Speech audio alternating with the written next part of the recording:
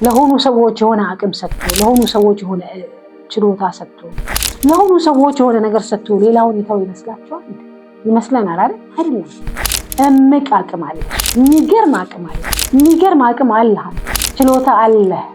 ምን ይፈልጋል? ማመን ይፈልጋል። አቅምህን ካላወቅ ለሌሎች ሰዎች መጠቀሚያ ነው የምትሆነው። ለሌሎች ሰዎች አቅም መወጣጫ ነው የምትሆነው። የሌሎች ሰዎችን ህልም ማስፈሪያ ማኖሪያ ነው የምትሆነው። ራሳችን ላይ ከሰራን የሚገርም እምቅ አቅም አለን። በአንተ ታሪክ ሪዲፋይን እንዲደረግ ይፈልጋል አምላክ። በአንቺ ታሪክ ሪዲፋይን እንዲደረግ ይፈልጋል አምላክሽ። በቤተሰባችሁ ታሪክ እንድትቀይሩ ይፈልጋል። የብዙ ታሪኮች ይቀይራሉ እኛ ለመቀየር እስከተነሳ። ሰላም ውድ ቤተሰቦቼ እንዴት ናችሁ? እንዴት አላችሁልኝ? እንግዲህ ባላችሁበት ሁሉ ፍቅርን፣ ሰላምን፣ እድገትን፣ መስረፍረፍን ተመኝላችሁ።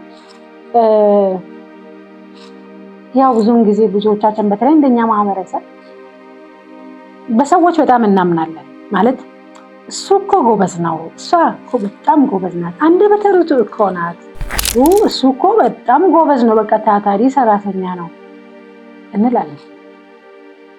ታዲያ አንቺስ ስለነሱ እያወራን ነው። ጥሩ ነው፣ መልካም ነገር ነው።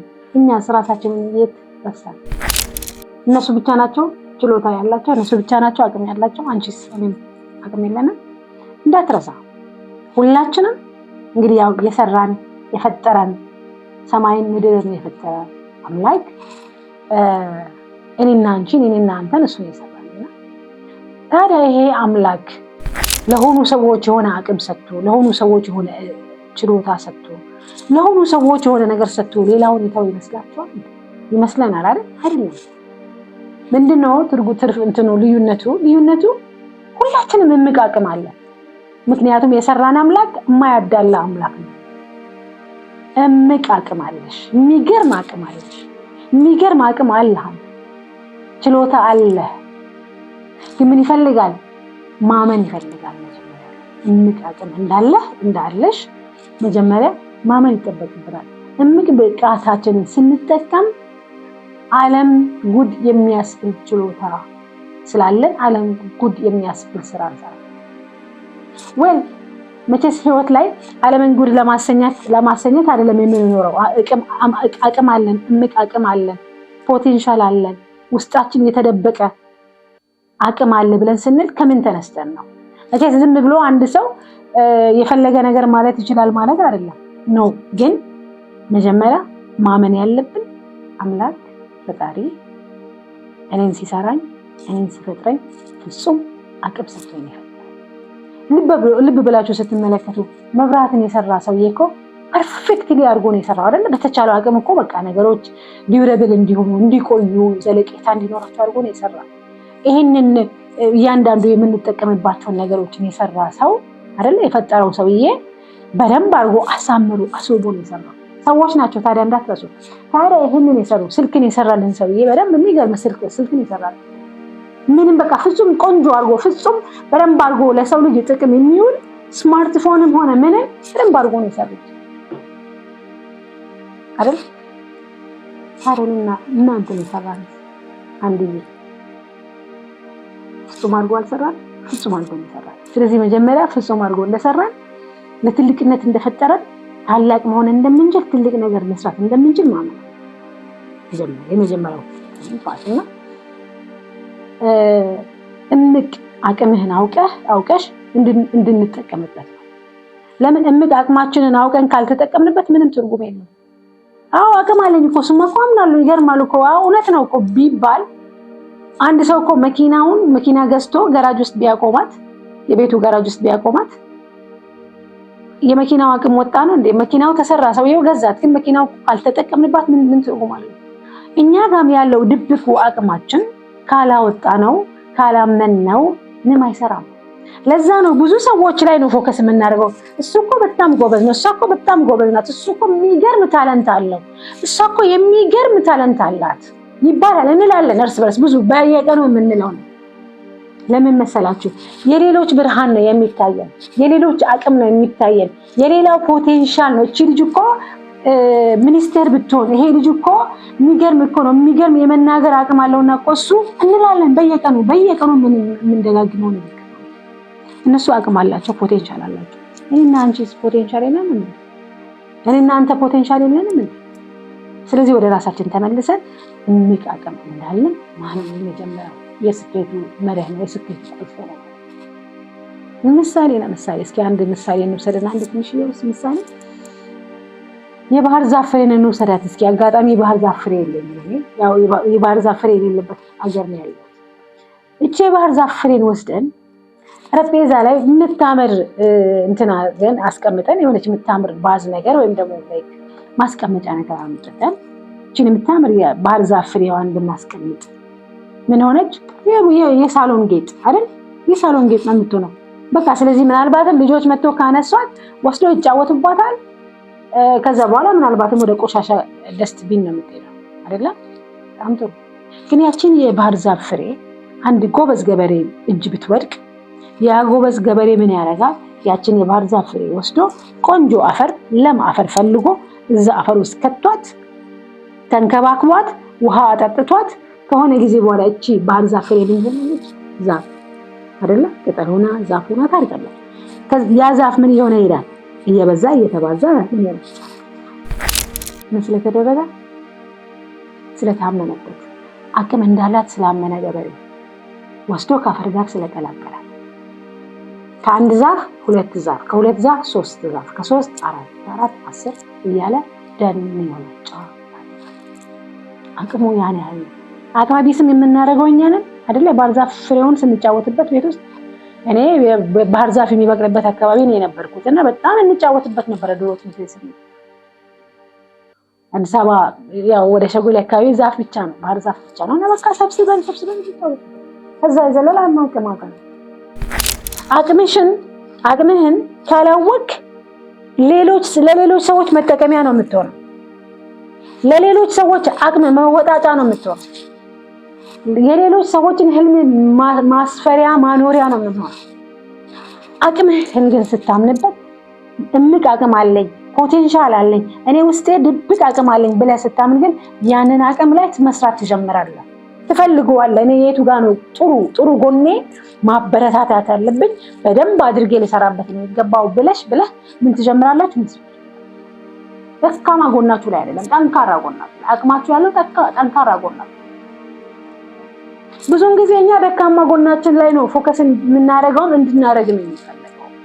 ደካማ ጎንህንማ እኮ ኦልሬዲ ታውቂዋለሽ። ጠንካራ ጎናችን ነው መበርታት ያለበት። ደካማ ጎናችንማ አያስፈልግም፣ ለመበርታት አያስፈልገን። ጠንካራ ጎናችን ፖቴንሻላችን ነው፣ አቅምሽ ነው፣ አቅምህ ነው። የሚገርም አቅም ነው ሁሉም ሰው ያለው። ለምን መሰላችሁ? ማንንም የሰው ልጅን የፈጠረውን ልጅ የማይበድል አምላክ ስላለ። ስለዚህ ዛሬ ላይ አንቺ ምንም አታውቂም፣ ራስሽ ላይ ከሰራሽ፣ መጻፍ አታውቂም፣ ራስሽ ላይ ከሰራሽ፣ መናገራችን ራስሽ ላይ ከሰራሽ፣ መነገዳችንን ራስሽ ላይ ከሰራ፣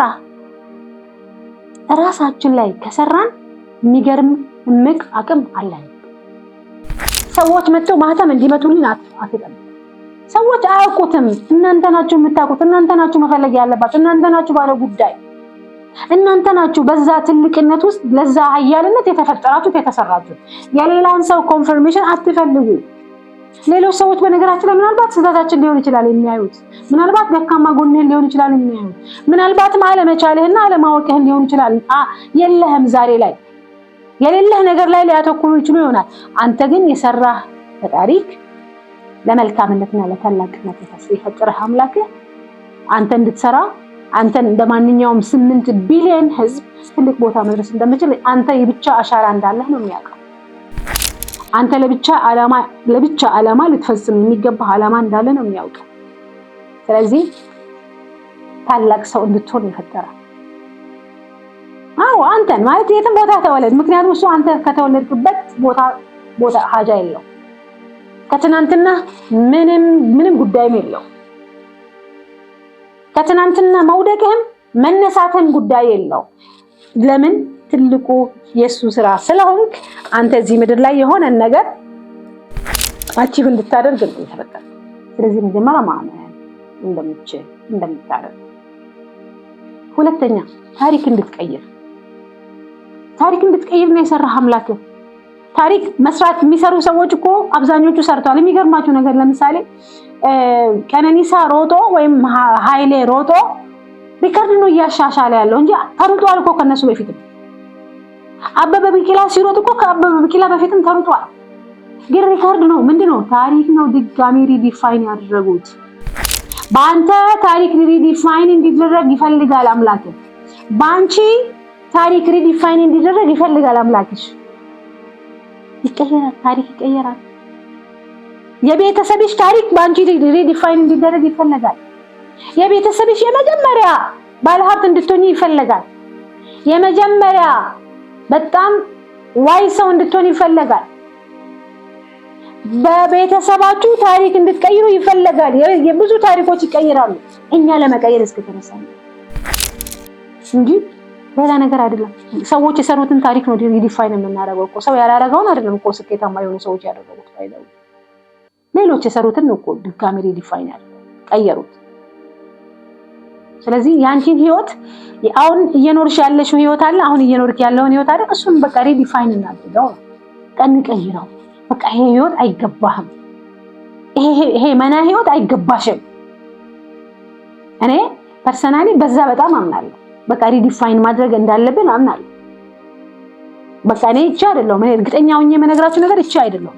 እሱ የፈለጋት ሱዓድ እቺ አይደለም። ከዚህ የተሻለች ሱዓድን መስራት እንድችል እድሉን ሰጥቶኝ ማመን አለብኝ። አቅሜ ይሄ ብቻ አይደለም። ኃይሉን ሰጥቶኝ አቅሙን ሰጥቶኝ የፈጠረኝ የሰራን እሱ ሰው። ስለዚህ ታሪክን እንድትቀይር ነው የተሰራ።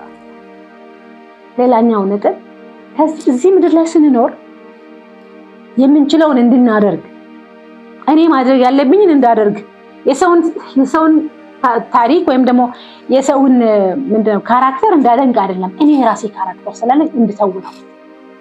በቃ አንቺ ካራክተር አለሽ፣ የሚገርም ነው፣ የምትደንቂ ልጅ ነሽ፣ ድንቅ ልጅ ነሽ፣ እጹብ ድንቅ ነሽ። ድንቅ አድርጎ ነው የሰራሽ፣ በጣም ውብ አድርጎ ነው የሰራሽ። አቅም አለሽ። ለምን የሰራሽ ኃይል የሰራሽ ፈጣሪሽ አቅሙን ሰጥቶ ነው የሰራሽ። እሱን ግን እንድታውቂው እና ሪዲፋይን ያደረግሽውን ታሪክ ደግሞ ምን እንድታረጊ፣ ያን ታሪክ ሰርተሽ ስትሄጂ ባዶሽን እንድትሄጂ፣ ይሄን አቅምሽን፣ ይሄን ችሎታሽን፣ ይሄን አንቺ ብቻ መጻፍ የምትችይውን መጻፍ፣ አንቺ ብቻ ልትቀይሪው የምትችይው ቤተሰብ፣ አንቺ ብቻ ልትቀይሪው የምትችይውን ታሪክ ለአንቺ ነው የተሰጠው። ስለዚህ ያንን ተውኔት በሚገባ መተወን ያለብሽ ካራክተሩ የአንቺ ካራክተር ነው። ካራክተሩን ከጨረስሽ በኋላ እኮ ወደሚቀጥለው ቻፕተር ነው የምትሄጂው። በየለኝምና በምን አውቃለሁኝና በመኔ እኮ ትርጉም የለኝምና እኔ እኮ አረባም በሚለው ጊዜሽን የምትጨርሺ ከሆነ ታሪክሽን ሳታውቂው፣ ኃይልሽን ሳታውቂው ምድርን ጥለሽ ልትሄጂ ነው። ስለዚህ ያለን ነገር ላይ ፎከስ ነው ማድረግ ያለብን። ያለሽ እምቅ አቅም ድንቅ ነው። ያለህ አቅምህ በቃ ድንቅ ነው። ስለዚህ ራሳችን ላይ ምን እናድርግ? ኃይላችንን ዲስከቨር እናድርግ። እኔ የትኛው ፓርቴን በደንብ አድርጌ ብሰራበት ባሰለጥነው ሊያሰለጥነኝ የሚችል ሰው ጋር ብሄድ ላድግ የሚችለው ላሳድግ የሚችለው ባህሪዬ ወይም ደግሞ ላሳድግ የሚችለው ኳሊቲ ምን አለኝ? ፖቴንሻሌ ምን አለ? ምኑ ጋር ጎበዝ ነኝ? እኔ ምኑ ጋር ብሰራ በደንብ አድርጌ ጥሩ ነገር መስራት እችላለሁ? ፎከስ አድርጉ። ራሳችሁ ላይ ፎከስ አድርጉ። ልብ በሉ። እናንተ ታሪክ ሰሪዎቹ እናንተ ነው። የእናንተ ታሪክ ቀያሪዎቹ እናንተ ነው። የትታችሁ ልትሄዱት የምታስቡትን ስም አሻራ ዲፋይን የምታረጉት እናንተ ነው። በርቱ፣ ጠንክሩ። ሁላችንም ለሆነ ዓላማ ነው የተሰራነው፣ ለሆነ ዓላማ ነው የተፈጠርነውና ያንን ዓላማ ዲስከቨር ማድረግ የኔና የእናንተ ዕጣ ፈንታ ነው። በርቱ፣ ጠንክሩ። የስኬት ጫፍ ላይ ነው።